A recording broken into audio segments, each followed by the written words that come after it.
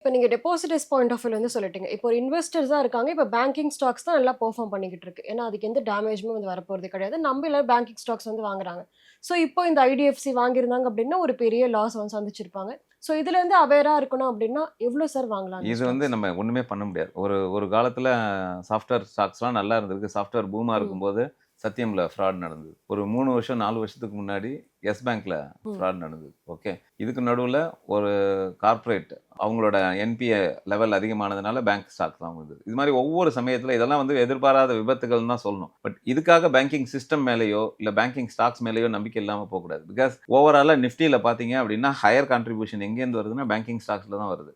இன்னைக்கு மார்க்கெட்டே இறங்கினா கூட, நிஃப்டியே இறங்கினா கூட, நிஃப்டி பேங்க் இண்டெக்ஸ் மட்டும் ஏறி நிக்கிறது. எப்படி இருந்தாலும். ஸோ அப்படி பார்க்கும்போது, backbone of Indian stock market எது அப்படின்னா, பேங்கிங் சிஸ்டம் தான். Financial system. ஓவராலாவே பேங்க்கு, financial lending company, then insurance company. இது எல்லாமே தான் பிஎஃப்எஸ்ஐக்குள்ள வருது. Banking, finance and service industries. So இதனால அது மேல நம்பிக்கை இல்லாம போகலாம். ஆனா, இந்த ஐடிஎஃப்சி பேங்கோட ஸ்டாக்க வச்சிருக்கிறவங்களுக்கு கண்டிப்பா லாஸ் ஆயிருக்கும். அதே மாரி ஐடிஎஃப்சி ஸ்டாக்க வாங்கி வச்சிருக்கிற மியூச்சுவல் ஃபண்ட்ஸ் கம்பெனிஸ் ம். ஏகப்பட்ட கம்பெனிஸ் இருக்கு. அந்த கம்பெனிஸோட ஃபண்ட்ஸ் எல்லாம் வந்து டெஃபினட்டா என்ஏவி இறங்கியிருக்கும். But fund manager will book the loss and he will come back. He will reinvest in some other company.